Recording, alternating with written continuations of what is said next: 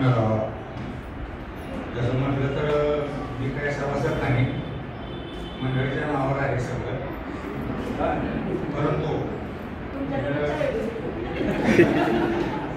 विनंती होती तेव्हा मला जरा कर्जाची गरज आहे. त्यावेळेस मला त्यांनी सांगितलं बाबा 10,000 रुपये देतो. मुलावर साहेबांना मी संपर्क केला, म्हणजे देऊन टाकतो. 10,000 दिल्यानंतर आम्ही त्याची परतफेड चांगली केली. परत 20,000 रुपयाचं प्रकरण केलं, त्याची परतफेड चांगली केली. आणि नंतर विजय साहेबांना 50,000 रुपयाची लोन द्या, काय हरकत नाही, म्हणजे ती दिलं आणि ती आम्ही परतफेड चांगली केली. आता परत नंतर 60,000 रुपयाचं प्रकरण केलं, ते मंजूर झालं, सगळं झालं.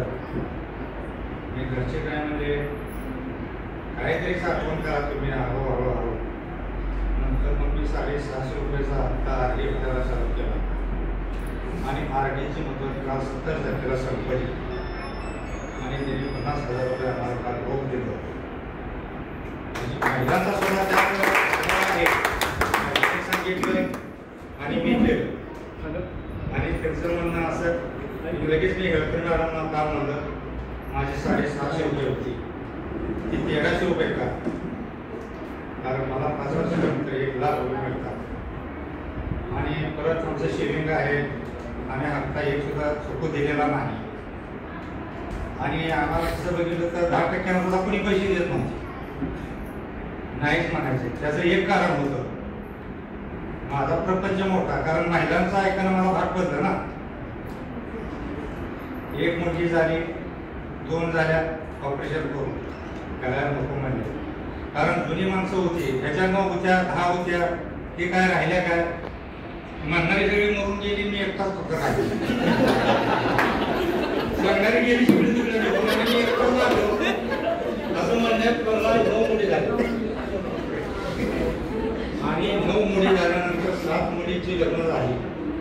मी एवढा भाग्यवान आहे, 7 जावई मधला एक देखील सुपारी खात नाही. त्याच्या अगोदर मी गेलो असतो, परंतु 7 जावई आहेत, सुपारी देखील खात नाहीत. आणि जवळ मुलींचा फोन येतात, कसा तब्येतीला सांभाळा, व्यवस्थित राहावा. अजून सुद्धा माझा व्यापार चालू आहे.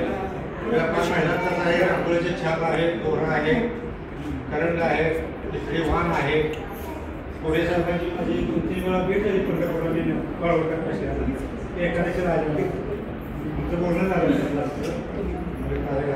रिटायर म्हणजे अगोदरची गोष्ट साहेबांचे आपलं बोलणं झालं. तरी आता वाटतं काळजी करायचं काही कारण नाही. आता 2 मुले आहेत, ते 2 मुले सुद्धा एक फार्मसीला शिकतात, सोलापूरला अपडाऊन करतात. पहिले लोक सांगून गेले, मला पण नशिबाला साथ दिली, मंडळीने साथ दिली. मी फक्त एकटा कमवतोय, तर एकटा कमवत असताना आम्हाला बँकेनं साथ दिल्यामुळे मी इथपर्यंत आलो.